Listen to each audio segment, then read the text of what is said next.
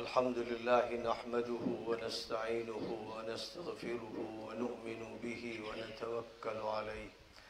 ونعوذ بالله من شرور أنفسنا ومن سيئات أعمالنا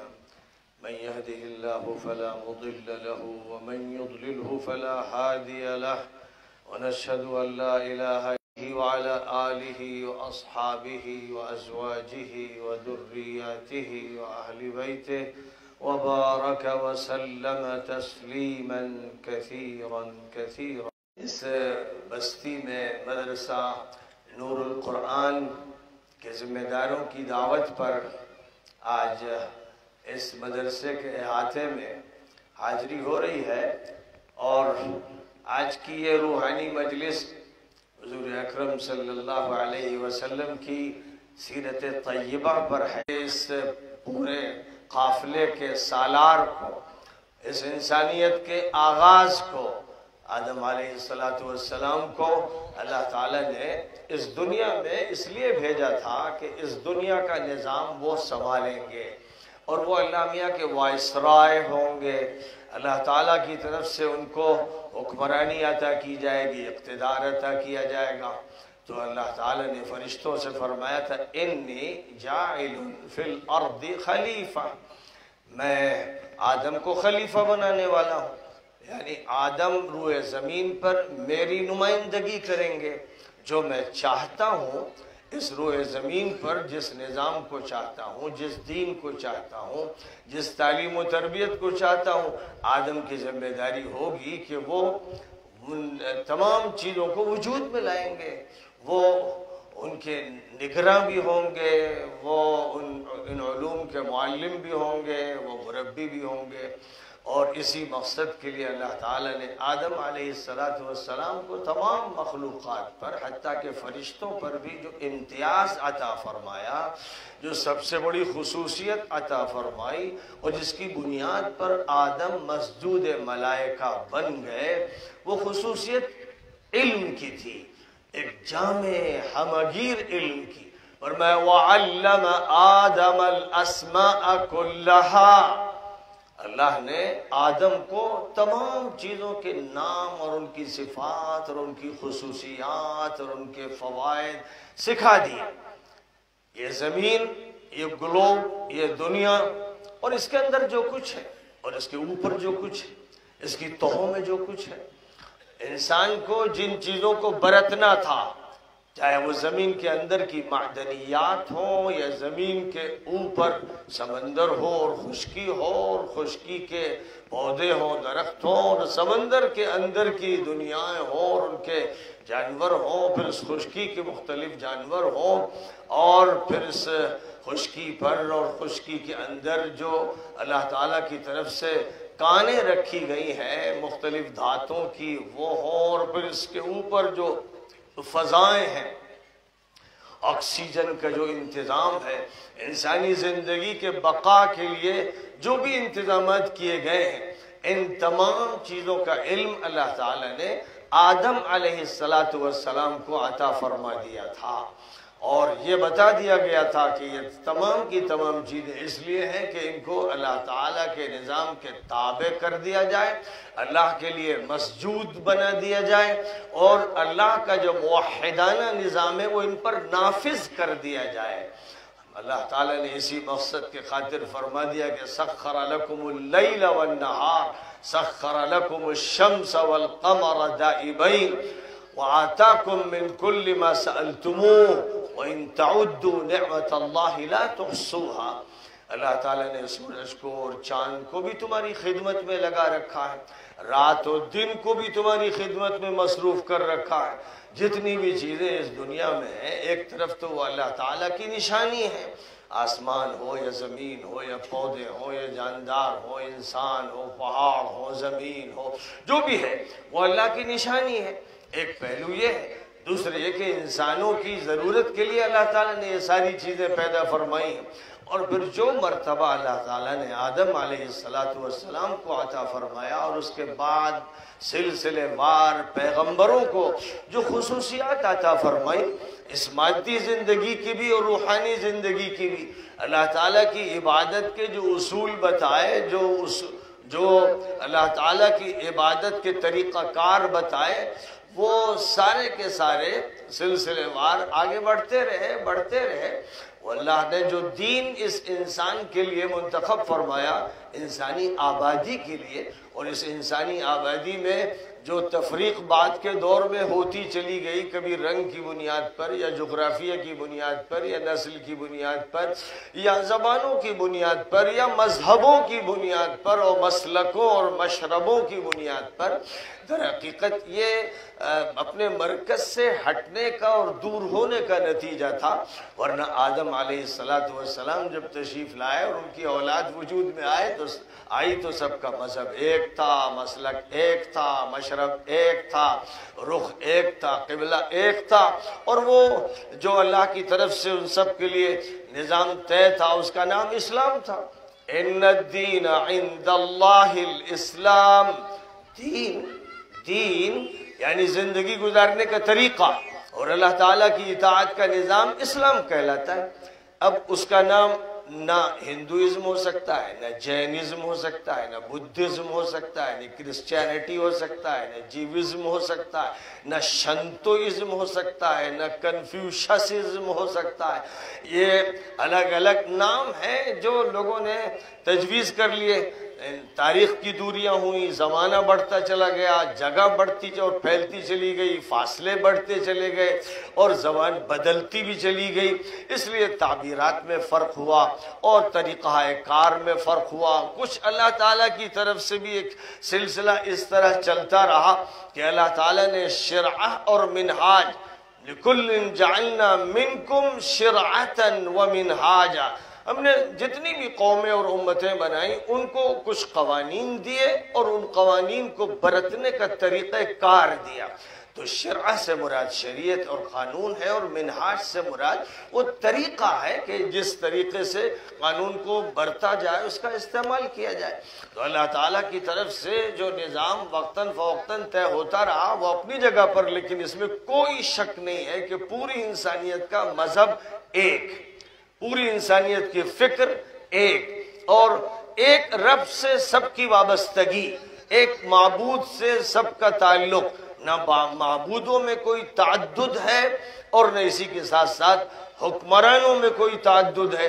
ایک ذات ہے اور وہ اللہ کی ذات ہے جس نے تخلیق کا عمل فرمایا اور مالک وہی ہے. پھر ظاہر ہے کہ اسی کو حق ہے کہ اس کی بندگی کی جائے اور کسی کو اور کو شریک نہ ٹھہرایا جائے. تو اس لیے فرمایا کان الناس امة واحدة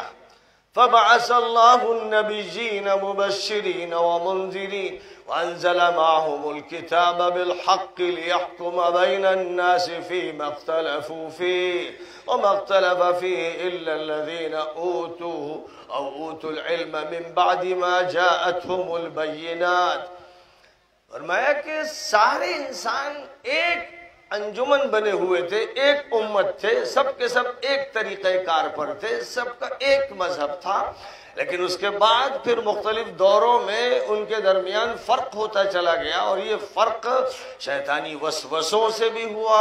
اور انسان کے نفس امارہ سے بھی ہوا، حالات اور ماحول کے فرق سے بھی ہوا. اس لیے اللہ تعالیٰ نے ہر دور میں اور ہر علاقے میں اپنے پیغمبر اور رسول بھیجے تاکہ اس حق سے وہ واقف کرا دے جو حق متفق علیہ تھا، جہاں سے بات کا آغاز ہوا، جہاں سے ہماری تاریخ شروع ہوئی، جہاں سے آدم علیہ السلام خلافت کا منصب لے کر اس دنیا میں تشریف لائے اور انہوں نے اپنی اولاد کی تربیت فرمائی اور ان کو اس ایک مسلک پر قائم کیا. کان الناس امة واحدہ. اب ایک امت جو پھر بڑھتی چلی گئی، تقسیم ہوتی چلی گئی، اس امت کو پھر سمیٹ کر اس ایک نقطے پر لانے کا کام پیغمبروں نے انجام دیا. جو پیغمبر آیا اسلام کی تعلیم لے کر آیا، اس کے علاوہ اس کے پاس کوئی تعلیم نہیں تھی، کوئی مذہب نہیں تھا. بعد والوں نے اس کی شخصیت کی طرف مذہب کو منسوب کر دیا تو یہ ان کی غلطی تھی. جیسے بہت سے ایسے جاہل مسلمان ہیں جو محمڈنزم کہتے ہیں، یعنی دین کو محمد صلی اللہ علیہ وسلم کی طرف منسوب کرتے ہیں اور وہ غلط کرتے ہیں، جیسے عیسیٰ کی طرف منسوب کر دیا گیا تو عیسائی بن گئے، اور یہوذا کی طرف منسوب کر دیا گیا تو یہودی وصف اختیار کر لیا گیا۔ اسی طرح کسی شخصیت کی طرف جو نسبتیں کی گئیں یہی نسبتیں غلط تھیں، اور اللہ تعالیٰ کو کہنا پڑا ما كان إبراهيم يهوديا ولا نصرانيا ولكن كان حنيفا مسلما وما كان من المشركين۔ ابراہیم یہودی تو تھے نہیں اور نہ عیسائی تھے، وہ تو مسلم تھے، اور نہ صرف ابراہیم مسلم تھے، نوح بھی مسلم تھے، ان سے پہلے جو نبی آئے وہ بھی مسلم تھے، درمیان میں جو آئے، بعد میں جو آئے، سبھی مسلم تھے۔ الاسلام صرف اللہ کے یہاں مذہب ہے، اس کے علاوہ کوئی مذہب نہیں۔ تو لہذا جس طرح شخصیتوں کے نام پر یا کہیں علاقوں کے نام پر، جیسے ناصرہ کا ایک علاقہ ہے جو حضرت عیسیٰ کا نانیال ہے، اب اس کی طرف نسبت کر کے ناصری، عیسائیوں کو ناصری کہا جانے لگا، اور اسی سے پھر نصارہ کا لفظ استعمال کر لیا گیا، جس کا مطلب یہ ہوا کہ ناصرہ کے علاقے کی طرف ان کی نسبت کی جا رہی ہے۔ تو علاقے کی نسبت ہو یا شخصیت کی نسبت ہو، یہ نسبتیں اصل نہیں ہیں۔ اصل نسبت بہرحال اللہ کی نسبت ہے کہ وہ رب العالمین ہے، اور اصل نسبت پھر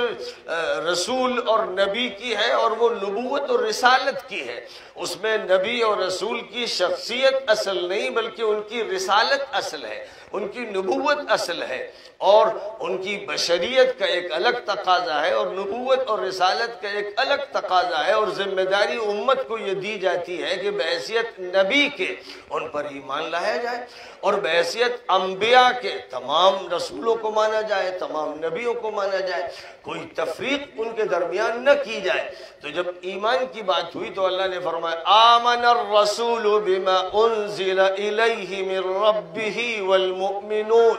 كل آمن بالله وملائكته وكتبه ورسله لا نفرق بين أحد من رسله۔ اللہ نے اس بات کا اظہار فرما دیا کہ ایک عام انسان ہی نہیں، پیغمبر سے سب سے پہلے مطالبہ ہوتا ہے کہ وہ ایمان لائے۔ تو پہلے پیغمبر ایمان لاتا ہے، جس بات کی دعوت دیتا ہے اس پر اس کا ایمان ہوتا ہے، پھر اس کے امتی ایمان لاتے ہیں۔ ایمان اللہ کی ذات و صفات پر لانا ہے، اللہ کے فرشتوں پر لانا ہے، اللہ کی کتابوں پر لانا ہے، اللہ کے نبیوں اور رسولوں پر لانا ہے۔ مزید اور توضیحات فرمائی گئی کہ اللہ کی تقدیر پر ایمان لانا ہے، آخرت پر ایمان لانا ہے، اور ایمان کے ان اجزاء کو اللہ تعالیٰ نے قرآن پاک میں بیان فرما دیا۔ اور یہ بھی آخری نبی تشریف لائے تو آدم علیہ السلام سے جس تاریخ کا آغاز ہوا تھا، جس مذہب کا آغاز ہوا تھا، اور کان الناس امۃ واحدہ کا اعلان کیا گیا تھا، آخری نبی کو جو کتاب عطا کی گئی اس میں بھی فرمایا گیا وَأَنَّ هَذِهِ أُمَّتُكُمْ أُمَّةً وَاحِدَةً وَأَنَا رَبُّكُمْ فَاعْبُدُونَ۔ تمہاری امت ایک امت ہے۔ اب یہاں یہ بات کہی جا رہی ان سے کہ جو حلقہ اسلام میں داخل ہوئے، جو ایمان لائے، جنہوں نے محمد الرسول اللہ صلی اللہ علیہ وسلم کو خاتم النبیین مانا، اور آپ کے حوالے سے عیسیٰ کو مانا، موسیٰ کو مانا، اور پھر ان سب حوالوں سے انہوں نے یوسف کو مانا، یعقوب کو مانا، اسحاق کو مانا، ابراہیم کو مانا، اسماعیل کو مانا، اور اسی طرح جہاں بھی کوئی اللہ کا پیغمبر آیا اس کا نام آیا تو نام کے ساتھ مانا، نہیں نام آیا تو بلا نام مانا۔ منہم من قصصنا علیک ومنہم من لم نقصص علیک۔ ان میں وہ بھی ہیں جن کا ہم نے باقاعدہ واقعہ بیان کیا، ان کا حوالہ دیا، ان کا نام لیا، اور وہ بھی ہیں، اور وہ زیادہ ہی ہے جن کا نام ذکر نہیں فرمایا گیا۔ لیکن اللہ تعالیٰ کی طرف سے یہ بات تو ارشاد فرما دی گئی کہ لِكُلِّ قَوْمٍ ہاد،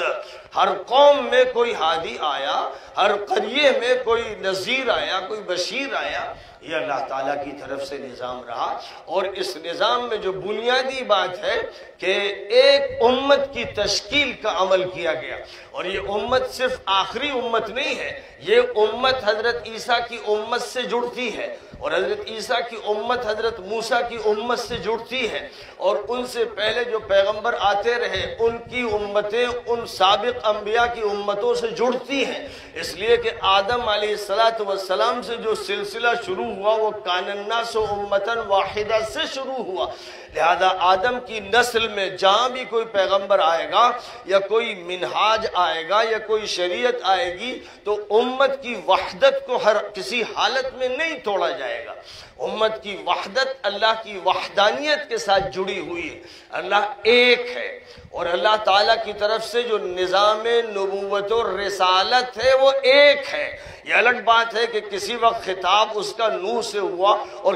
کسی وقت خطاب اس کا ہود سے ہوا، کسی وقت صالح سے ہوا، لیکن نبوت میں کوئی فرق نہیں ہوا، رسالت میں کوئی فرق نہیں ہوا. اِنَّا أَوْحَيْنَا إِلَيْكَ كَمَا أَوْحَيْنَا إِلَى نُوحٍ وَالنَّبِيِّينَ مِن بَعْدِهِ،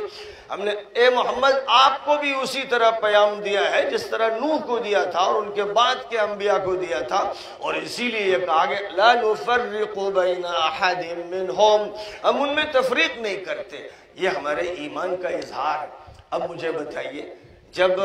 سلسلہ ایک امت کے قیام کا چلتا رہا اور جب اللہ کی ذات وحدہ لا شریک لہو ہے، وہاں تنوع نہیں ہے، وہاں تعدد نہیں ہے، اور وہ مرجع ایک ہے جس کے بارے میں اللہ تعالیٰ نے سورۃ الاخلاص میں بہت ہی اختصار کے ساتھ ایک ایسا جامع بیان فرما دیا کہ جس کے بعد شرک کی کوئی گنجائش نہیں رہ جاتی ہے. قل هو اللہ احد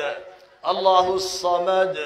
لم یلد ولم یولد وَلَمْ يَكُنْ لَهُ كُفُوًا أَحَدٌ، کہہ دو کہ وہ اللہ یکا و تنہا ہے،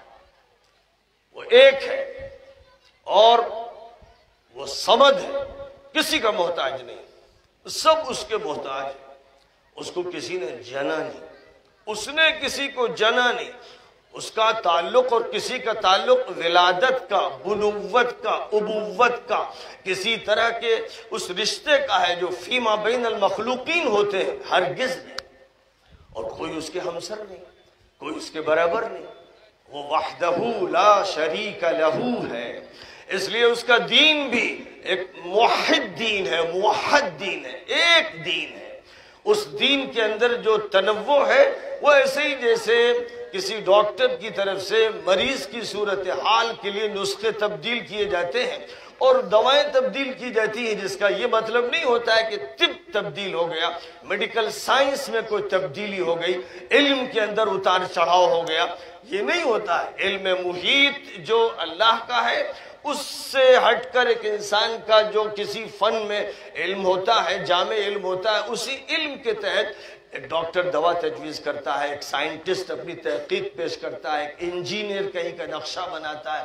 اس کے ایک نقشے اور دوسرے نقشے میں تعارض اور ٹکراؤ نہیں ہوتا ہے. یہ عام انسان کی جب صورتحال ہے تو اللہ کا تو یہ فرمان ہے کہ ہم نے جو کلام اتارا ہے، چاہے ماضی میں اتارا ہو یا آخری دور میں اتارا ہو، اس کلام میں کہیں پر کوئی تضاد نہیں ہے، کوئی اختلاف نہیں ہے. اگر اللہ سے ہٹ کر کسی اور کا یہ کلام ہوتا تو لوگ اس میں بڑا اختلاف دیکھتے، بڑا تضاد دیکھتے، لیکن کیونکہ ایک ذات کی طرف سے یہ کلام آیا ہے تو اس میں کوئی تضاد نہیں. بالکل ایسے ہی جیسے سورج کے نظام میں، چاند کے نظام میں، جس کو سولر سسٹم کہتے ہیں اور لونر سسٹم کہتے ہیں، اس میں ادنا فرق نہیں ہے، ایک منٹ کا نہیں ہے، ایک سیکنڈ کا نہیں ہے، فاصلوں کا نہیں ہے. جو زمین اور سورج کا فاصلہ ہے، جو زمین اور چاند کا فاصلہ ہے، اور چاند کی جو زمین کے گرد گردش ہے اور زمین کی جو سورج کی گرد گردش ہے، اور اسی طرح تمام کہکشاؤں کا جو عمل ہے،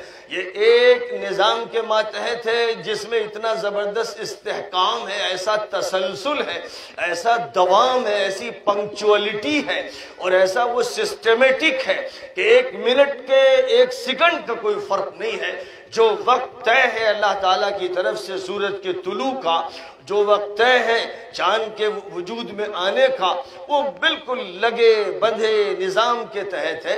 اگر لو کان فیہما آلہۃ الا اللہ لفسدتا، اگر ایک خدا نہ ہوتا کئی ہوتے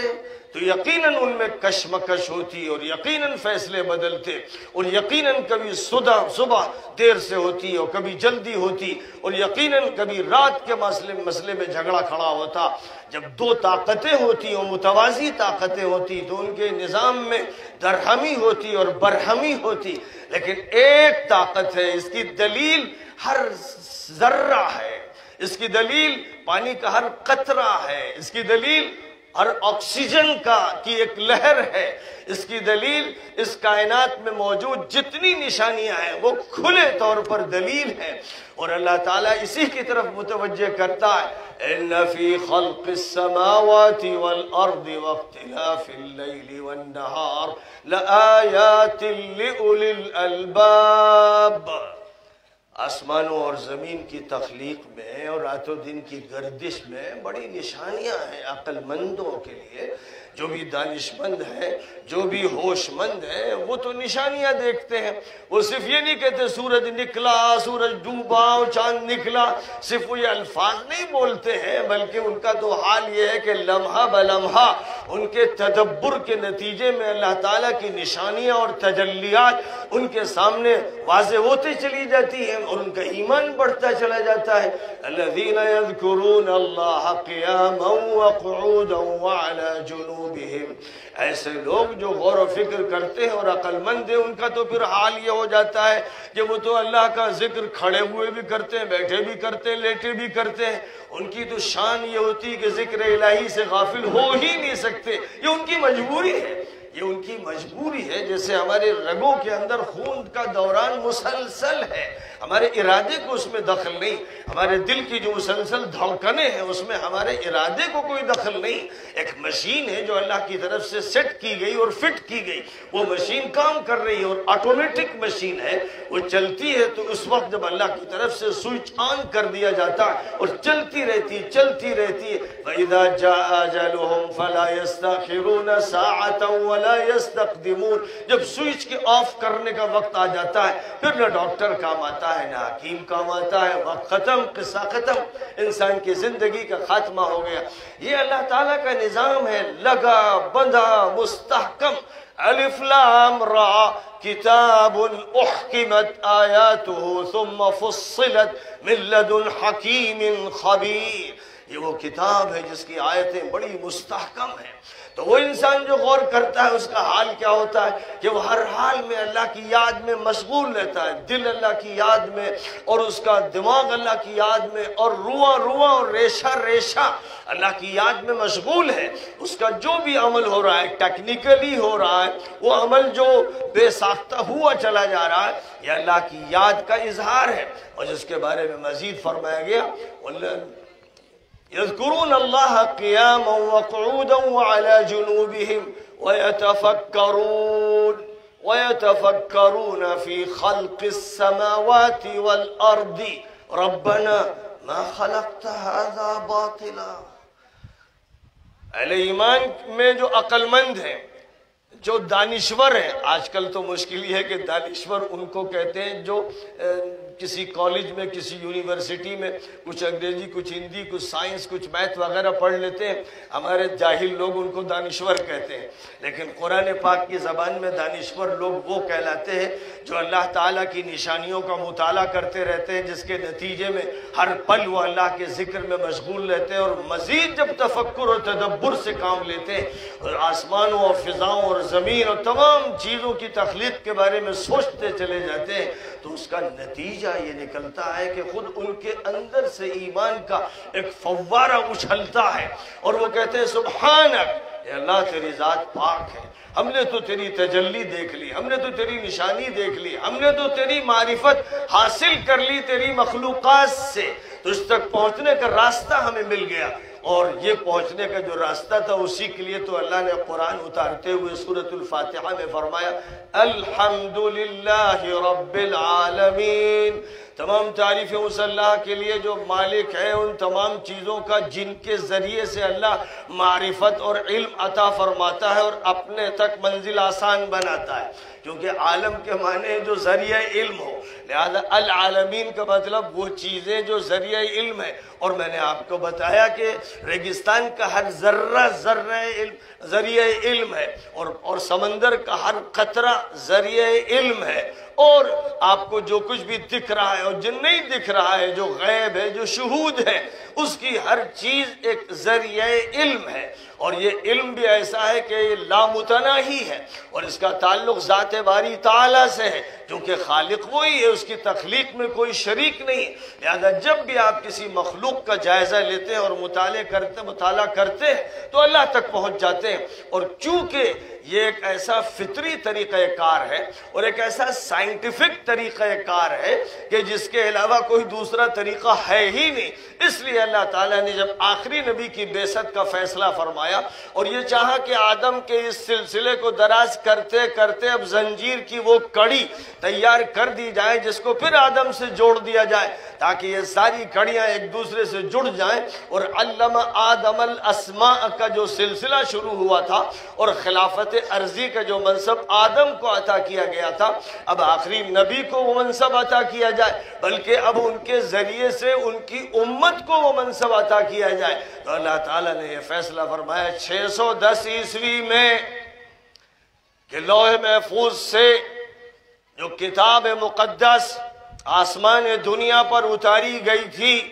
جبرائیل امین کو اللہ کی طرف سے آرڈر دیا گیا کہ اس کتاب مقدس کے آخری حصے کی سورۃ العلق سے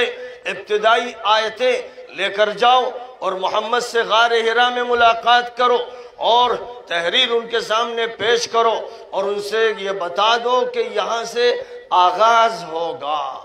قرآن پاک کا جو نظام ہے مرتب، اس کا آغاز الحمدللہ رب العالمین سے ہوتا ہے، لیکن آخری نبوت کا آغاز، آخری رسالت کا آغاز، عالمی انقلاب کا آغاز، پوری دنیا میں ایک نئی چہل پہل کا آغاز، پوری دنیا کے نظام میں چینجز کا آغاز، یہ کہاں سے ہوگا؟ اس کے لیے الحمدللہ رب العالمین سے سبق شروع نہیں ہوگا، بلکہ اس کا سبق یہاں سے شروع ہوگا۔ بسم اللہ الرحمن الرحیم، اقرأ باسم ربک الذی خلق،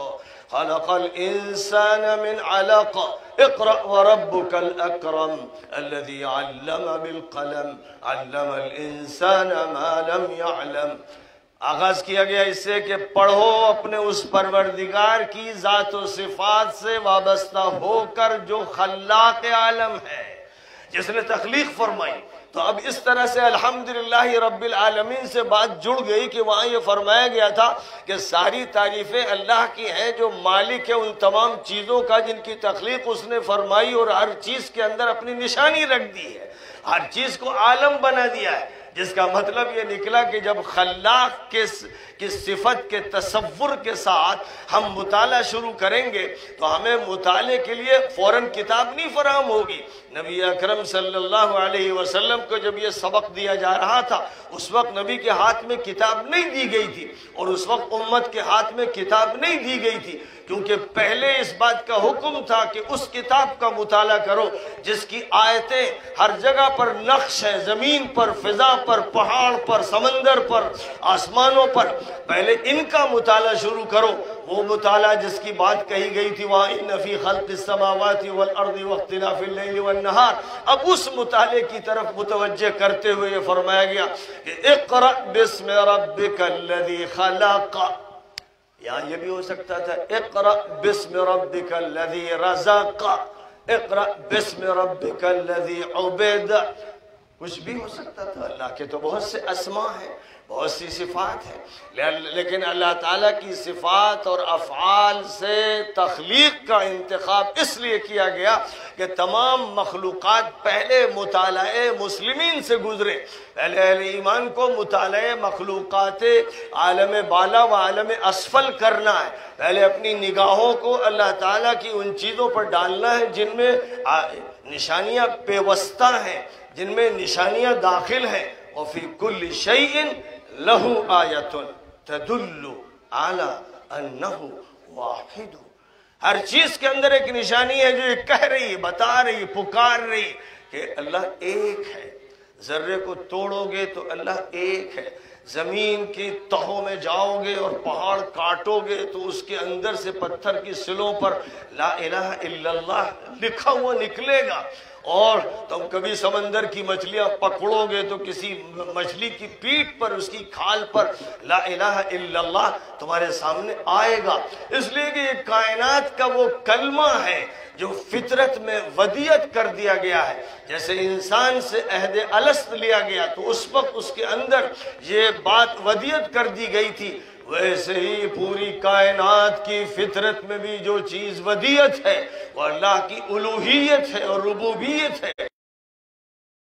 التي فطر الناس عليها لا تبديل لخلق، اندر اپنی پہچان رکھی ہے اور اپنا نشان رکھا ہے، اور ہر مخلوق کے اندر اللہ تعالیٰ نے اپنی معنی کو تسلیم کرنے میں دیر نہیں لگے گی۔ انسان کی فطرت میں اللہ تعالیٰ نے اپنی معرفت رکھی۔ وَفِي أَنفُسِكُمْ أَفَلَا تُبْصِرُونَ، اللہ نے تو تمہاری ذات کے اندر بھی اپنی نشانیاں رکھی ہیں، دیکھتے نہیں، آنکھ نہیں کھولتے، تمہاری بصیرت کہاں مر گئی ہے؟ تو فرمایا کہ ابھی دیکھ لو تو زیادہ اچھا ہے، ورنہ جتنا زمانہ گزرتا چلا جائے گا ہم آنکھیں پھاڑ پھاڑ کے دکھوائیں گے۔ سَنُرِيهِمْ آيَاتِنَا فِي الْآفَاقِ وَفِي أَنفُسِهِمْ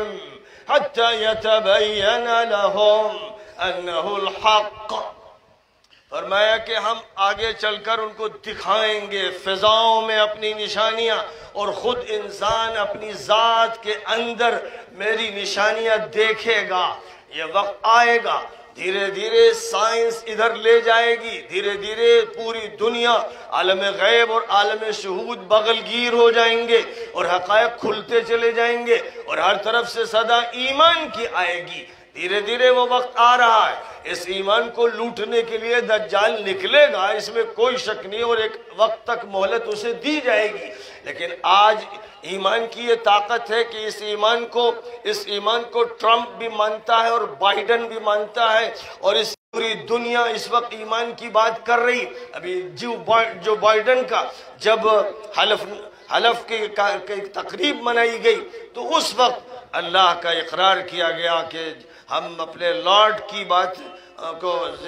کا حوالہ دیتے ہوئے اور حلفیہ طور پر اس کے آخری امت، اس کو یہ ذمہ داری سونپی گئی ہے۔ کنتم خیر امت اخرجت للناس تأمرون بالمعروف وتنہون عن المنکر، اس امت کو یہ ذمہ داری سونپی گئی ہے کہ پوری انسانیت کو خطاب کرے اور اس دین فطرت کی طرف دعوت دے، ضمیر کو پکارے، دماغ کو پکارے، دل کو للکارے۔ پوری دنیا انسانیت میں حاکم ہو یا محکوم ہو، بڑے ہوں یا چھوٹے ہوں، جو بھی ان کی حیثیت ہو، لیکن بہرحال وہ اللہ کے بندے، بہرحال وہ آخری نبی کے امتی ہیں۔ امت اجابت میں ابھی نہیں ہے لیکن امت دعوت میں ہے، اور یہ ذمہ داری اس امت کو، اس امت مسلمہ کو دی گئی ہے کہ وہ پوری طرح سے غلغلہ بلند کر دے حق اسلام کی حقیقت کا، اور ہر جگہ اس کا تذکرہ کرے،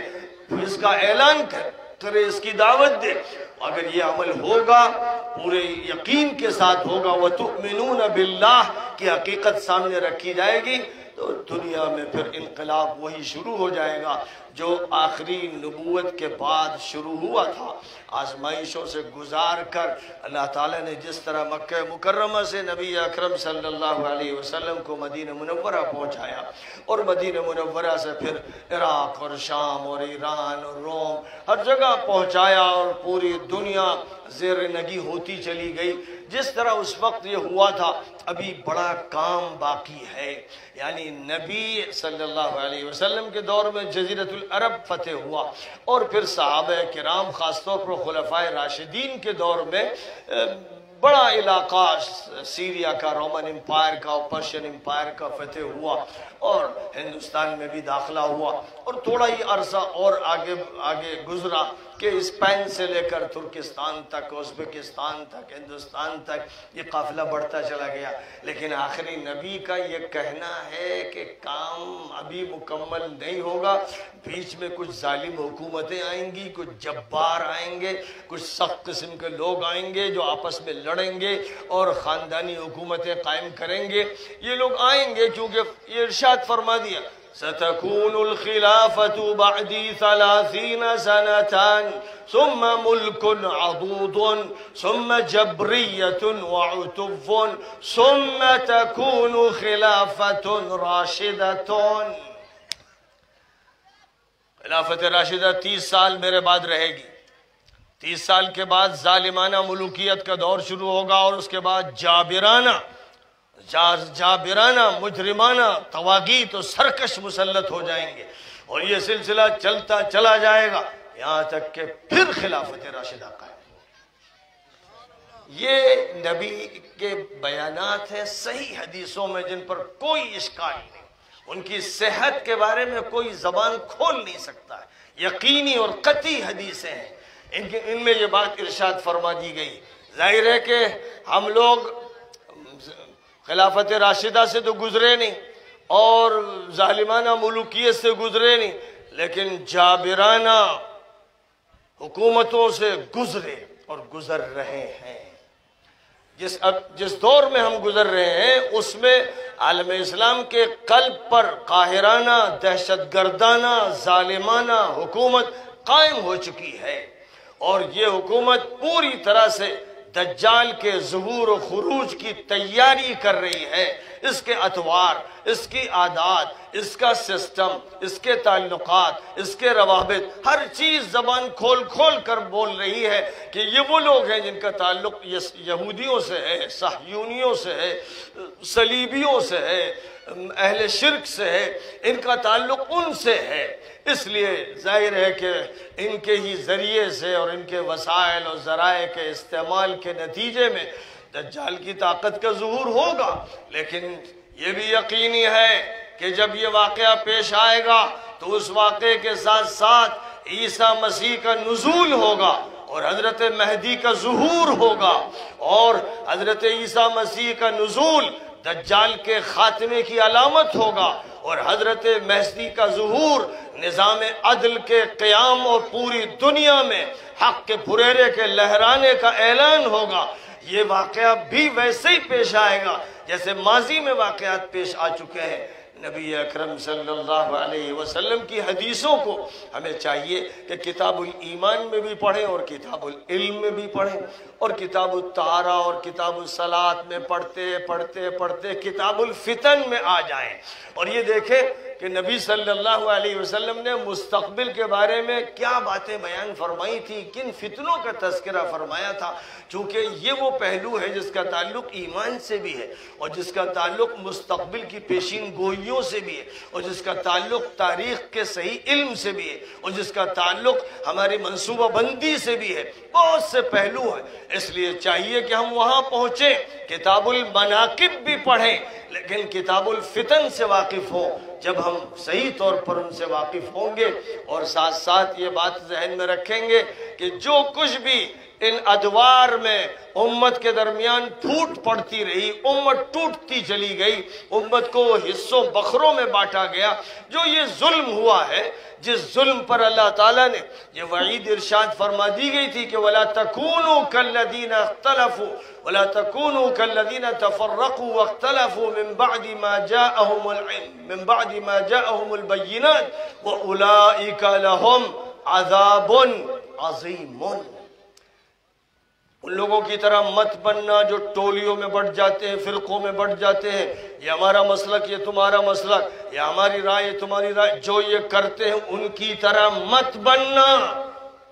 قرآن کہتا ہے کہ ان کو سنگین سزا دی جائے گی کیونکہ حکم یہ ہے وَاعْتَصِمُوا بِحَبْلِ اللَّهِ جَمِيعًا وَلَا تَفَرَّقُوا. اللہ کی رسی کو، اس کے دین کو، اس کے قرآن کو مضبوطی سے پکڑ لو اور تفرقہ مت پیدا کرو، ٹولیوں میں مت بٹو اور مختلف فرقے مت بناؤ. یہ کام تمہارے لیے جائز نہیں ہے، حرام ہے. سور کا گوشت کھانا جیسے حرام اور شراب پینا جیسے حرام، اس سے زیادہ حرام یہ ہے کہ رسول پاک علیہ السلام کی امت کو توڑ دیا جائے اور آپ کے چمن کو بکھیر کے رکھ دیا جائے اور آپ کے پیراہن کو چاک کر دیا جائے. ایک مسلمان کے ساتھ بھی ظلم و زیادتی، کعبہ مقدسہ کی کہ در و دیوار کو بکھیر دینے سے زیادہ سنگین جرم بتایا گیا ہے۔ اس لیے اس امت کو ہر حالت میں ایک حقیقت کی طرف لے کے آنا ہے۔ ہم یہ کام نہیں کریں گے تو بہرحال مہدی تو کر کے رہیں گے، اور خلافت راشدہ کا ظہور جب ہوگا تو پھر کوئی مفتی اور کوئی قاضی باقی نہیں رہے گا، سب اپنے بلوں میں چلے جائیں گے، سب اپنے بلوں میں چلے جائیں گے، کیونکہ اس وقت افتاء صرف حضرت مہدی کا ہوگا، فیصلہ صرف حضرت مہدی کا ہوگا۔ وہی ہوں گے جو پوری امت کے اکیلے قائد ہوں گے، کوئی جماعت کوئی فرقہ باقی نہیں رہے گا۔ اس لیے قبل اس کے کہ وہ وقت آئے کہ ڈنڈے کے زور پر اس امت کو ایک نقطہ اتحاد پر لایا جائے، ہماری ذمہ داری ہے نبی پاک علیہ السلام کی تعلیمات کی وجہ سے اور قرآن پاک کی ہدایات کی وجہ سے کہ ہم یہ مان کر چلیں کہ جب نبی صلی اللہ علیہ وسلم نے خود فرما دیا من قال لا الہ الا اللہ دخل الجنہ، جو اللہ لا الہ الا اللہ کہتا ہے وہ جنت میں جائے گا، یعنی وہ مسلمان ہے۔ لا الہ الا اللہ صرف کہتا ہے تو دوزخ سے اگر ڈالا بھی جائے گا تو نکالا جائے گا، اور وہ جنتی ہوگا، پہلے مرحلے میں ہو یا بعد کے مرحلے میں ہو۔ نبی اتنی وسعت دے رہے ہیں، اور کہیں نبی یہ فرماتے ہیں من صلی صلاتنا واستقبل قبلتنا وأكل ذبيحتنا فذلك هو المسلم ولا تغفر الله في ذمته، جو ہماری طرح نماز پڑھ رہا ہے، ہمارے قبلے کی طرف رخ کر رہا ہے، ہمارا ذبیحہ کھا رہا ہے، وہ مسلمان ہے۔ اب اس مسلمان کی بے حرمتی مت کرنا، اس مسلمان کے ساتھ بد عہدی مت کرنا، سب لوگ مل کے رہنا۔ اگر تم یہ جانتے بھی ہو کہ فلاں شخص منافق ہے اور فلاں شخص بگڑا ہوا ہے، پھر بھی اس کو جوڑ کے رکھنا، جیسے نبی اکرم صلی اللہ علیہ وسلم نے مدینہ منورہ میں عبداللہ ابن ابی اور اس کی جماعت کے جو لوگ تھے جو نبی کے خلاف باتیں بھی کرتے تھے، اس کے باوجود نبی کے اخلاق ایسے تھے اور نبی کا معاملہ ایسا تھا کہ دیکھنے والے یہ سمجھتے تھے کہ نبی تو ان کا اکرام فرما رہے ہیں، مجلس میں ان کو عزت سے بٹھا رہے ہیں، ان کی ضیافت فرما رہے ہیں، یہاں تک کہ ان کا انتقال ہو گیا تو نبی ان کی نماز جنازہ پڑھا رہے ہیں، نبی ان کی تدفین میں شریک ہو رہے ہیں۔ جب نبی کا یہ معاملہ ہے تو امت کیسے ٹوٹتی ہے، کیسے پھوٹتی ہے؟ یہ کیسے ہوا کہ کوئی مرجی کہلایا، کوئی جہمی کہلایا، کوئی قدری کہلایا، اور کوئی کیا، یہ نام آئے کہاں سے؟ جب اللہ کہتا ہوا سماکم المسلمین، اللہ نے تمہارا نام مسلم رکھا، تم نئے نام کہاں سے لائے، کیوں لائے؟ یہ ذمہ داری تمہارے اوپر آتی ہے کہ جب حضور پاک علیہ السلام کے ساتھ وہ سب رہنے والے جو مختلف مزاج کے رہے، انہوں نے کوئی نیا نام تجویز نہیں کیا، اور نہ نبی پاک علیہ السلام نے الگ الگ ناموں سے ان میں تفریق پیدا کی۔ مکہ مکرمہ میں مختلف قبائل کو شیر و شکر کر دیا، اور مدینہ منورہ تشریف لائے تو انصار و مہاجرین کو اس طرح سے ایک اکائی بنا دیا کہ ان کے اندر کوئی دوئی و سنویت باقی نہ رہے۔ جو کام نبی نے کیا، امت کے لوگوں نے اس کام کو کیوں ختم کیا؟ یہ کیوں ہوا ہندوستان میں؟ یہ مراکش میں نہیں ہوا، الجزائر میں نہیں ہوا، انڈونیشیا اور ملیشیا میں نہیں ہوا۔ جو ہندوستان میں ہوا کہ کوئی بریلوی ہوا، کوئی دیوبندی ہوا، کوئی مقلد کہلایا، کوئی غیر مقلد کہلایا، اور مختلف نام تجویز کیے گئے۔ یہ کہاں کا دین ہے؟ یہ کس ابلیس کا دین ہے؟ یہ کس دجال کا دین ہے؟ یہ دین کہاں سے آیا جس نے اس امت کو توڑ دیا، بانٹ دیا، جس نے اس امت کی طاقت کو بکھیر دیا، جس نے اس امت کو مشرکوں کا غلام بنا دیا، جس نے اس امت کے بڑے بڑے ذمہ داریوں کو، بڑے بڑے ذمہ داروں کو صہیونیت اور صلیبیت کا ایجنٹ بنا دیا؟ یہ مجرم کون ہے؟ ان کی خانہ تلاشی ہونی چاہیے، ان سے واقف ہونا چاہیے، اور دوبارہ امت کو واپس ایک اتحاد کے موقف کی طرف لے کے آنا چاہیے کہ یہی موقف حضرت آدم سے شروع ہوا، اور یہی موقف حضرت نبی اکرم آخری نبی حضرت محمد صلی اللہ علیہ وسلم کے ذریعے سے ظاہر ہوا، اور یہی موقف حضرت مہدی کے ذریعے ظاہر ہوگا۔ بیچ میں جو کچھ ہوتا رہا، اس کے خاتمے کے لیے امت کے ہادیوں کو، رہبروں کو، واعظوں کو کوشش کرنا ہے۔ یہی کام ہے جو اس ملت کا سب سے بڑا اور اہم کام ہے۔ یاد رکھا جائے کوئی بریلوی نہیں، کوئی دیوبندی نہیں، کوئی مقلد و غیر مقلد نہیں، ان الفاظوں کو ردی کی ٹوکری میں پھینک دو اور یقین کرو کہ اللہ ایک ہے، نبی آخر الزمان ایک ہے، قرآن ایک ہے، اور اس امت کو ایک ہونے کا حکم الہی ہے۔ وَاعْتَصِمُوا بِحَبْلِ اللَّهِ جَمِيعًا، اللہ کی رسی کو سب مل کر مضبوطی سے تھام لو اور اپنے درمیان کے تمام تفرقوں کو ختم کر کے اللہ کے سامنے سر بسجود ہو جاؤ اور اللہ کی عبادت اور عبدیت اور عبودیت سے اپنے کو وابستہ کر لو۔ شیطان کا اتباع مت کرو، ابلیس کے شکار مت بنو، دجال کے لیے ہراول دستہ مت بنو، ان حکام کی پیروی مت کرو، ان ظالموں کے راستے پر مت چلو جو تمہیں غلط رخ پر لے جا رہے ہیں اور تمہیں نبی سے دور کر رہے ہیں اور اللہ سے دور کر رہے ہیں، قرآن سے دور کر رہے ہیں۔ وہ تمہیں دھیرے دھیرے تلمود کی طرف لے جا رہے ہیں، بائبل کی طرف لے جا رہے ہیں، وہ ان کتابوں کی طرف لے جا رہے ہیں جو محرف ہے، اور وہ ان شخصیتوں کی طرف لے جا رہے ہیں جن میں کوئی شک نہیں کہ وہ ملعون ہے۔ ٹرمپ ملعون تھا اور ہے، اور نتنیاہو ملعون ہے، اور پوتن ملعون ہے، اور اس طرح کے جتنے بھی افراد ہیں یہ ملعون ہیں۔ ان کے ساتھ جن کے رابطے اور تعلقات ہیں، اور وہ تعلقات بھی ایسے ہیں جو اعتماد کے ہیں، ان کو بھروسہ بنایا ہے، تو وہ یاد رکھا جائے کہ ملعون ہے۔ اللہ نے فرمایا یا ایھا الذین آمنوا لا تتخذوا اليہود والنصارى اولیاء بعضهم اولیاء بعض ومن يتولهم منکم فإنه منهم۔ اے ایمان والو، یہودیوں اور عیسائیوں سے دوستیاں مت رچاؤ، ان پر اعتماد مت کرو، ان کے سہارے جینے کی کوشش مت کرو، آپس میں ایک دوسرے کے ساتھی ہیں، ایک تھیلے کے چٹے بٹے ہیں۔ تم میں سے جو بھی ان سے تعلق قائم کرے گا، سن لو اللہ کہتا ہے وہ انہی میں شمار کیا جائے گا۔ تمام مسلمانوں کو معلوم ہو جانا چاہیے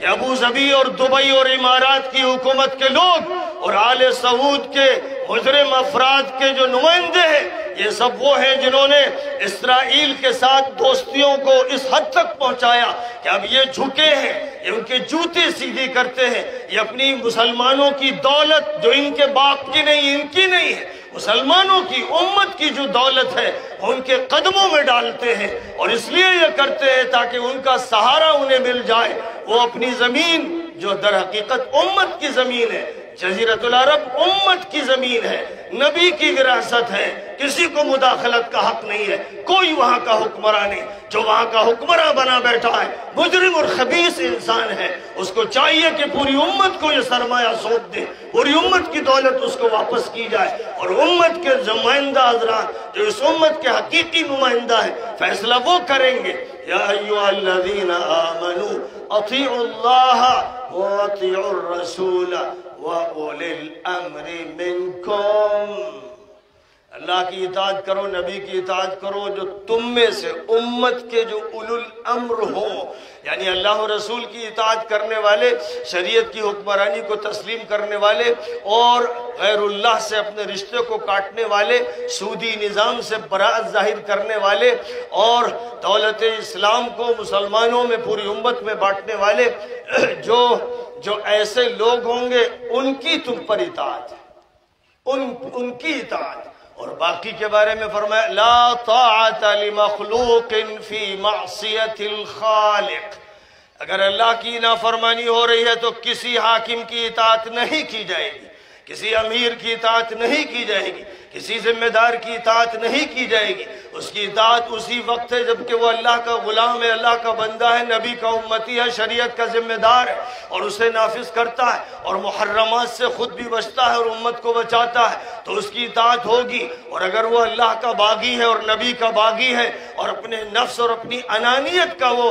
پابند ہے، اور جو دشمنان اسلام ہے، جنہوں نے لاکھوں مسلمانوں کو افغانستان میں شہید کیا، عراق میں شہید کیا، سیریا میں شہید کیا، یمن میں شہید کیا، لیبیا میں شہید کیا، جو مجرم ایسے ہیں کہ ایک مسلمان کے قاتل نہیں لاکھوں کے قاتل ہیں، جو ان سے دوستیاں رچائیں اور اسلام کی دولت ان کے قدموں میں لٹائیں، وہ خبیث اور مجرم قسم کے لوگ ہیں۔ اللہ کی بارگاہ سے ان پر لعنت برستی ہے، کیونکہ اللہ کا تو حال یہ ہے کہ وہ فرماتا ہے جو حق کو چھپائے گا، بات کو پوری طرح ظاہر نہیں کرے گا، اس پر لعنت۔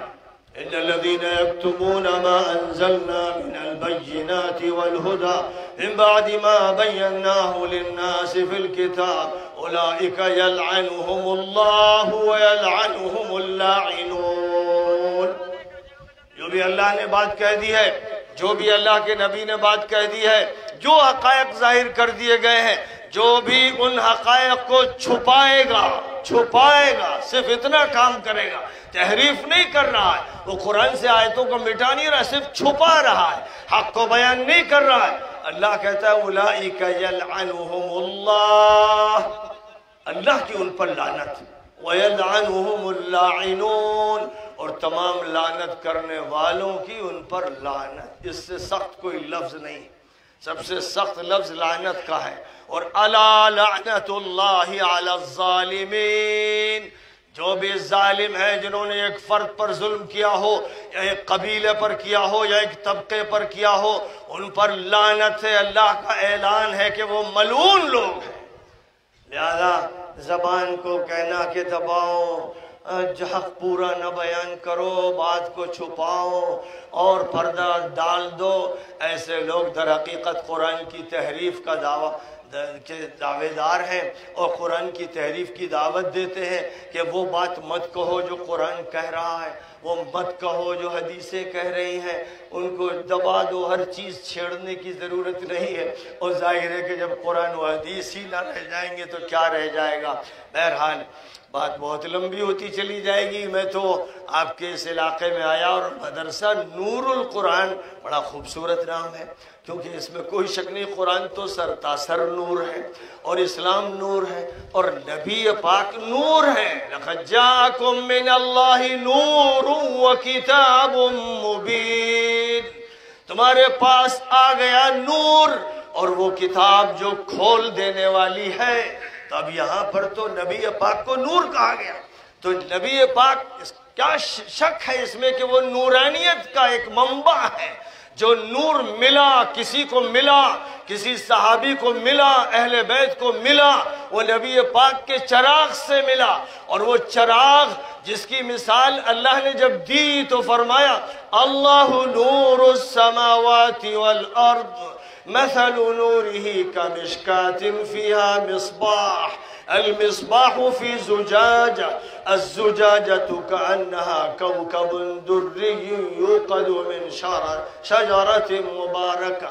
زيتونة لا شرقية ولا غربية يكاد زيتها يضيء ولو لم تمسسه نار نور على نور۔ اللہ آسمان و زمین کا نور ہے، اور اللہ کے نور کی مثال جس چراغ سے سمجھائی گئی ہے، سب سے پہلے وہ چراغ نبوی ہے۔ حضرت محمد صلی اللہ علیہ وسلم کی ذات مرکز انوار ہے۔ اللہ نے جو نور عطا فرمایا آخری دور میں، وہ سب سے پہلے حضرت محمد صلی اللہ علیہ وسلم کو عطا کیا گیا، اور پھر حضرت محمد صلی اللہ علیہ وسلم کے ذریعے سے آپ کے اصحاب کو، آپ کے آل بیت کو وہ نور ملا، اور پھر جو آگے بڑھا، جس نے چاہا کہ اس کا چراغ روشن ہو، اللہ تعالیٰ نے اس کے چراغ کو روشن فرمایا۔ أَفَمَنْ شَرَحَ اللَّهُ صَدْرَهُ لِلْإِسْلَامِ فَهُوَ عَلَى نُورٍ مِّن رَبِّهِ، اللہ تعالیٰ جس کا دل ایمان کے لیے، اسلام کے لیے کھول دیتا ہے، اسے پروردگار سے نور ملتا ہے، اسے پروردگار کی طرف سے نور ملتا ہے۔ ہر مسلمان نور حاصل کرتا ہے، لیکن کس واسطے سے حاصل کرتا ہے؟ آخری نبی حضرت محمد مصطفیٰ صلی اللہ علیہ وسلم کے واسطے سے نور ملتا ہے، جس کو ملتا ہے۔ اگر کوئی جوگی ہے، سنیاسی ہے، صوفی ہے، اشراقی ہے، ریاضت اور مجاہدے کرنے والا ہے اور کہتا ہے کہ اسے کشف ہوتا ہے اور وہ اپنے شعبدے دکھاتا ہے اور یہ کہتا ہے کہ اس کو نور حاصل ہے، تو وہ جھوٹ بولتا ہے، وہ مکر کرتا ہے، وہ لوگوں کے ساتھ تلبیس کرتا ہے۔ کسی صوفی کو، کسی شیخ کو، کسی مولانا کو، کسی بزرگ کو نبی پاک علیہ السلام کے ذریعے کے بغیر ذریعے کے نور نہیں مل سکتا۔ نور ملے گا تو دربار نبوی سے ملے گا، اور ظاہر ہے کہ دربار نبوی کو یہ نور ملا، اللہ کا نور۔ اللہ نور السماوات والارض، لہذا اللہ نے یہ نور دیا اپنے پیغمبروں کو، اور آخری پیغمبر کو تو مرکز انوار بنا دیا، مرکز تجلیات بنا دیا۔ اپنے نبی پاک علیہ السلام کے لیے ایسی صفات استعمال کی کہ اگر ہمیں تفصیل اللہ کی ذات و صفات کی نہ معلوم ہو تو دھوکہ لگ جائے کہ نبی کے بارے میں فرمایا لَقَدْ جَاءَكُمْ رَسُولٌ مِّنْ أَنفُسِكُمْ عَزِيزٌ عَلَيْهِ مَا عَنِتُّمْ حَرِيصٌ عَلَيْكُمْ بالمؤمنین رؤوف الرحیم۔ نبی کو رؤوف کہا گیا، نبی کو رحیم کہا گیا۔ یہ اللہ کی صفات ہے، اللہ رؤوف، اللہ رحیم، کوئی شک و شبہ نہیں۔ لیکن اللہ نے جو نور اپنے نبی کو عطا فرمایا اور اللہ تعالیٰ نے جس طرح اپنی صفات کے بارے میں فرمایا، یعنی نبی کی زبان سے کہ تخلقوا باخلاق اللہ، اللہ کے جو اخلاق ہیں ان کو حاصل کرو، تو پہلے اللہ نے اپنے اخلاق کا پرتو آخری نبی حضرت محمد صلی اللہ علیہ وسلم پر ایسا ڈالا کہ اللہ نے اپنے مدرسے کا سرٹیفکیٹ پہلے ان کو عطا فرمایا، اِنَّكَ لَعَلَىٰ خُلُقٍ عَظِيمٍ، آپ سب سے عظیم اخلاق کے حامل ہیں۔ اور یہ جو اخلاق کے آپ حامل بنے یہ اس نورانیت کی وجہ سے بنے جو اللہ کی طرف سے آپ کو عطا کی گئی۔ اب جو مومن بھی نبی کی نورانیت سے مستفید ہوگا، یعنی نبی کی تعلیمات سے اور قرآن پاک کی آیات سے، اس کا دل بھی نورانی ہوگا، اور جتنا زیادہ دل نورانی ہوگا ظلمتیں چاک ہوتی چلی جائیں گی، حالات بہتر ہوتے چلے جائیں گے، انفرادی طور پر بھی، خاندانی طور پر بھی، علاقائی طور پر بھی، ہر گاؤں میں، ہر شہر میں فضا دوسری ہوگی۔ میں تمام مسلمان بھائیوں سے کہتا ہوں کہ اپنے اپنے الگ ناموں کو اب کنارے ڈال دیجئے کہ اللہ جب کہتا ہے میں نے مسلم نام رکھا، تو اب کسی کو اس بات کا حق نہیں ہے کہ وہ نام تبدیل کرے، ادھر ادھر کے ناموں کو چھوڑ دیجئے، اپنا تعارف کرائیے تو کہیے میں مسلم ہوں، میں مسلم ہوں۔ جب یہ تعارف اختیار کیا جائے گا تو فرق سارے ختم ہو جائیں گے، پھر بریلویت اور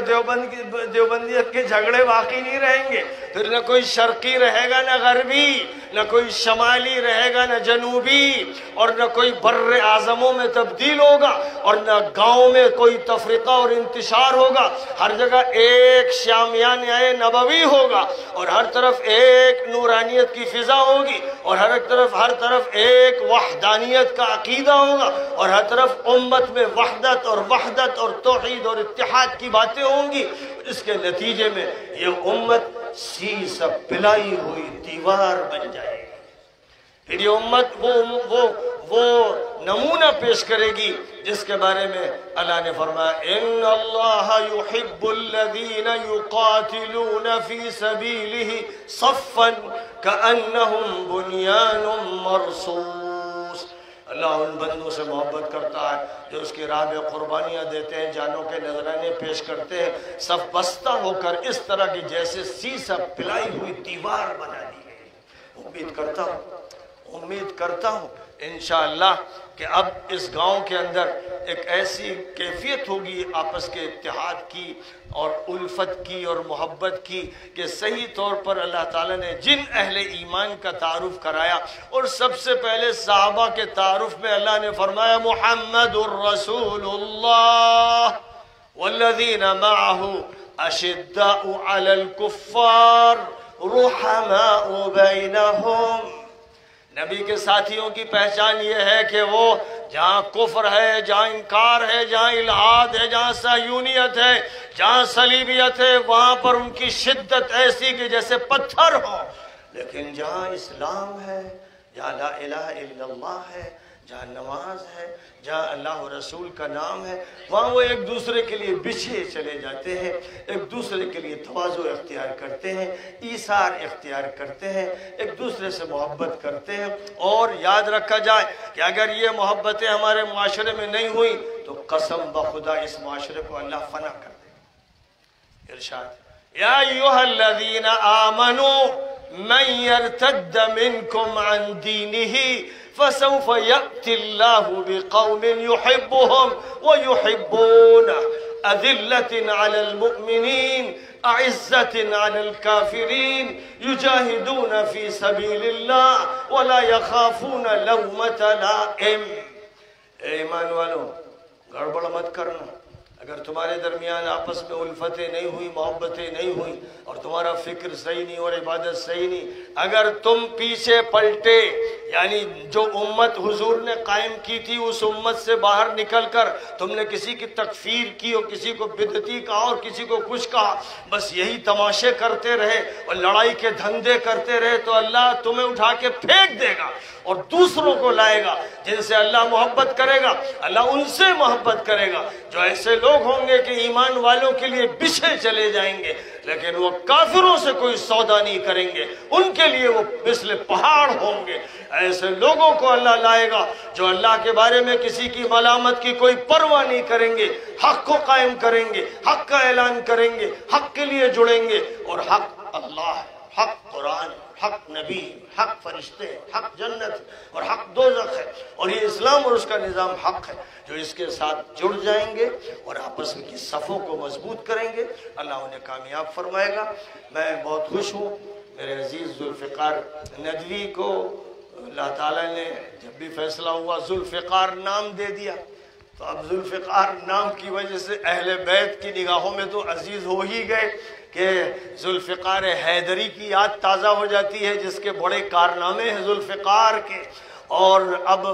آج اس گاؤں میں یہ ذوالفقار پھر نیام سے باہر ہو گئی ہے، اور اب یہاں پر باطل کے خلاف بات ہو رہی ہے اور حق کا اعلان ہو رہا ہے، تو میرے لیے بھی پھر یہ ذوالفقار بن گئے، یعنی نیام سے باہر آئے تو اب حیدر کرار کی ذوالفقار سلمان ندوی کے ہاتھ میں آ گئی۔ اب اس کا کام یہی ہے کہ اس ذوالفقار کا خلاف باطل اور خلاف کفر استعمال کرے اور سب سے کہے جو اہل ایمان اور اہل اسلام ہے، آؤ سب لوگ ہم جڑ جائیں، محبت کے ساتھ زندگی گزاریں اور پوری امت کے درمیان اتحاد پیدا کریں، غیر مسلموں کے ساتھ بھی اچھے تعلقات انسانی بنیادوں پر قائم کریں کہ سب آدم اور حوا کے بیٹے اور بیٹیاں اس اعتبار سے ایک خاندان ہے، اور ہمیں اس خاندان کو بھی جوڑنا ہے اور اس تک وہ بات پہنچانی ہے جو اللہ نے آدم سے لے کر محمد تک پیغمبروں کو نصیب فرمائی صلوات اللہ علیہم اجمعین۔ اللہ ہم سب کو اس کے لیے قبول فرمائے اور مدرسہ نور القرآن کو حقیقی طور پر اللہ نورانی بنا دے، اور اس نور کے اندر وہ جاذبیت عطا فرما دے کہ ہر شخص، ہر بچہ، ہر بچی اس نور سے مستفید ہونا چاہے، ہر ماں باپ یہ چاہے کہ اس کے بچے کو نور مل جائے، روشنی مل جائے، اور اس کے نتیجے میں ہر طرح کی ظاہری اور باطنی اور مادی ترقی حاصل ہو۔ تو ظاہر ہے کہ اس موقع پر اتنے حضرات یہاں جمع ہیں، اور جب کوئی مدرسہ ہوتا ہے، کوئی مسجد بنتی ہے، کوئی بھی خیر کا کام ہوتا ہے تو ضروری ہوتا ہے کہ سارے لوگ شریک ہوں، دامیں درمیں قدمیں سخنیں، جیسے نبی پاک علیہ السلام کبھی جمعے میں اور کبھی عیدین میں خطاب فرماتے تھے اور فرماتے تھے اللہ کے راستے میں خرچ کرو، پیش کرو، چاہے آدھا کھجور دے سکو۔ تو صحابہ ٹوٹ پڑتے تھے، جو بھی جس کے پاس ہوتا تھا وہ لاتا تھا، اور سب سے زیادہ نمایاں ابو بکر صدیق تھے جو اپنا سب کچھ لا کر تج دیا کرتے تھے۔ تو بہرحال ایسا موقع جب بھی آئے تو ضرورت اس وقت ہوتی ہے کہ اپنی جیبوں کو دیکھیں اور اس کے بعد جو آپ سے ہو سکے وہ دیں۔ بہرحال جمعیت شباب الاسلام کی طرف سے میں 20,000 کی رقم پیش کرتا ہوں، اور آپ سب سے کہتا ہوں جو ہو سکے دیں، ابھی دیں، ابھی پھر دعا ہو جائے گی بہت جلدی، بہت جلدی۔ 20 سے کوئی کھڑا ہو جائے تو لیتا رہے۔ تعلیم و تربیت کے لیے، اس کی عمارت کی تکمیل کے لیے جو کچھ ہو سکے، جن سے ہو سکے، جتنا ہو سکے، کام در میں خرچ سکھ میں آپ کا تعاون، جزاک اللہ۔ جزاک اللہ حضرت مولانا کی اور عورتیں بھی شریک ہوں، مرد بھی شریک ہوں، اس لیے کہ یہ سنت نبوی ہے۔ نبی پاک علیہ السلام اسی طرح مطالبہ کرتے تھے، مسجد بننی ہے، کچھ بھی کام ہونا ہے تو سارے لوگ جوش میں کھڑے ہوتے تھے، کیونکہ یہ دین کی خدمت کا موقع ہے، یہ علم نبوی کی خدمت کا موقع ہے، اور اس میں کسی طرح کی کوئی تفریق نہیں ہے، سب کے ساتھ یہی کرنا ہے۔ میں جس طرح اس مدرسے کے ساتھ یہ کر رہا ہوں، اگر کوئی بریلوی حضرات میں سے مجھ سے کہے کہ میرے مدرسے میں بھی چلیے، میں اس کے مدرسے کے لیے پوری طرح حاضر ہوں، میں بغیر کسی تفریق کے تمام طبقات کے درمیان جانے کے لیے اور ان کی جو خدمت ہو سکے اس خدمت کو کرنے کے لیے اور خدمت کی فضا بنانے کے لیے تیار ہوں، اور تمام حلقوں کے درمیان یہ چاہتا ہوں کہ حقیقی معنی میں اتحاد پیدا ہو۔ اللہ تعالیٰ سب کو اس کی توفیق عطا فرمائے اور ہمارے دلوں سے ہر کینے کو، ہر عداوت کو، ہر بغض کو نکال دے، ہمارے دلوں کو اور ہمارے سینوں کو اللہ تعالیٰ اپنی محبت کا مرکز بنا دے۔ خواتین کی بھی بڑی تعداد ہے، وہ بچوں کے ذریعے سے جو کچھ دینا چاہیں بھیج دیں، چھوٹے بچوں کے ذریعے سے بھیج دیں خواتین کی طرف سے۔ اللہ تعالیٰ بے حد قبول فرمائے، اللہ خوب جزائے خیر عطا فرمائے۔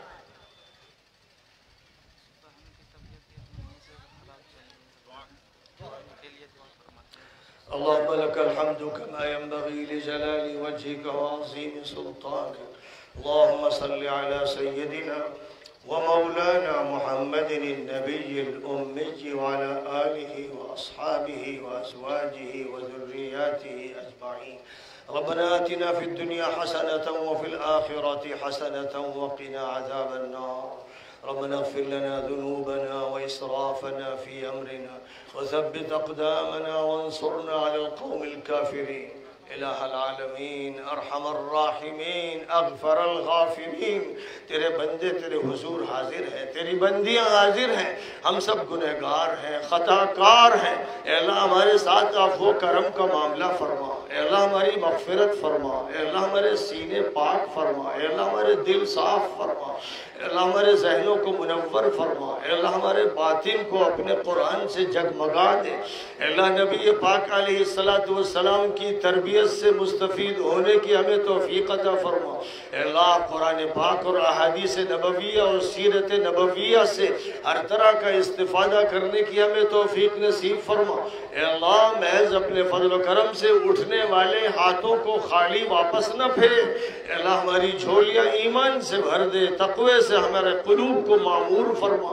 اے اللہ ہمارے ذہنوں کو مجلہ فرما، اے اللہ نور قرآن پاک سے ہمارے ہر فرد کو، ہمارے معاشرے کو، مرد و زن کو، بڑوں اور چھوٹوں کو اور امت کے تمام طبقات کو نور قرآن سے منور فرما دے، اے اللہ امت کی صفوں میں اتحاد پیدا فرما دے، اے اللہ امت کی صفوں میں تمام حلقوں اور فرقوں کو ایک جگہ جمع فرما دے، اے اللہ قلوب کو ویسا فرما دے جیسا تو ہی نے فرمایا کہ اذلۃ علی المؤمنین، اور جیسا تو نے فرمایا رحماء بینہم، اے اللہ اس صفت سے ہمیں متصف فرما، اے اللہ اپنے فضل و کرم سے ہمارے قلوب میں الفت اور محبت عطا فرما اور ہمارے درمیان سے تمام طرح کے جھگڑوں اور خرخشوں کو دور فرما دے، اے اللہ نبی کی محبت کی ہم کو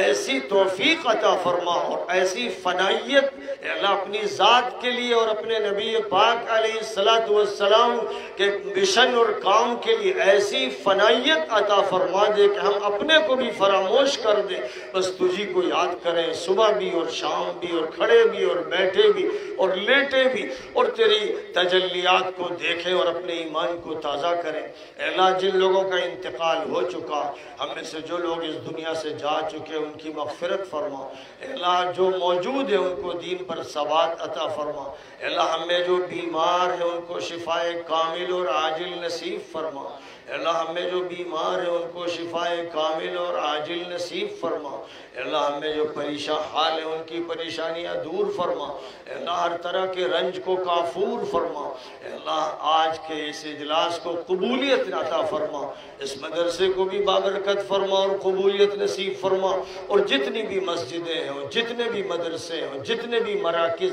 دین کے ہیں اور جتنا بھی کام اے اللہ تیری نسبت سے اور تیرے نبی کی نسبت سے ہو رہا ہے، دنیا میں کہیں بھی ہو رہا ہو، اے اللہ ہم اس کی نصرت کے لیے تیار، اور ہم کو اے اللہ ان کے ساتھ تعاون کی توفیق عطا فرما، اور اپنے فضل سے ہم سب کے قلوب کے اندر ایسی یگانگت اور انس اور الفت پیدا فرما کہ ہم صحیح ایمان کے ترجمان بن جائیں اور اس دین کے حقیقی معنی میں داعی بن جائیں۔ اے اللہ محض اپنے فضل و کرم سے ہم سب کی دعاؤں کو قبول فرما۔ ربنا تقبل منا انك انت السميع العليم وتب علينا انك انت التواب الرحيم، وصلى الله تعالى وسلم على خير خلقه محمد وآله وأصحابه أجمعين برحمتك يا أرحم الراحمين۔